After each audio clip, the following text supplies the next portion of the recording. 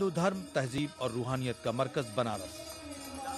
BJP के वज़ारत-ए-उज़्मा के उम्मीदवार नरेंद्र मोदी का हल्का इंतखाब।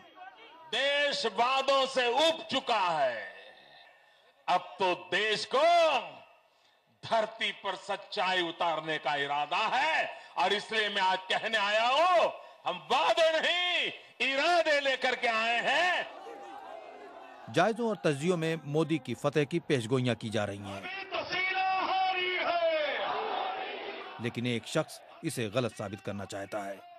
मोदी को बनारस में अरविंद केजरीवाल का सामना है। राहुल गांधी जी और नरेंद्र मोदी जी को अगर हमने इन चुनाव में हरा दिया दोस्तों, तो एक नई क्रांति इस देश के अंदर जन्म लेगी और इस देश की राजनीति के अंदर भूचाल आ जाएगा। कैसा हो? बाज़ उम्मीदवारों के ख्याल में राय दहिंदगान मुकामी उम्मीदवारों को तरजीह देंगे। इनका सगा भाई इनसे 12 साल में 3 बार मिल पाया, तो बनारस की जनता 5 साल में इनसे कै बार मिल पाएगी। तो ऐसे लोगों को बनारस स्वीकार नहीं करेगा और इस बार पूरी लड़ाई बाहरी बनाम भीतरी की लड़ाई। बनारस अपनी साड़ियों के लिए मशहूर है।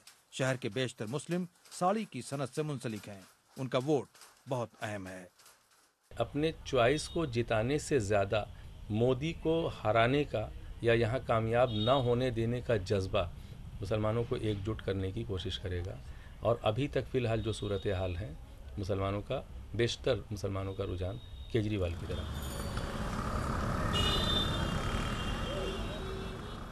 बनारस के बाशिंदे इस इंतखाब के बारे में काफ़ी जोश में हैं। पहली बार इस बार अपना वोटर कार्ड बनवाया हूँ, स्पेशली मोदी जी को वोट देने के लिए। चारों तरफ सुनामी चल रही है, लहर चली, कोई आहर लहर नहीं चल रही है।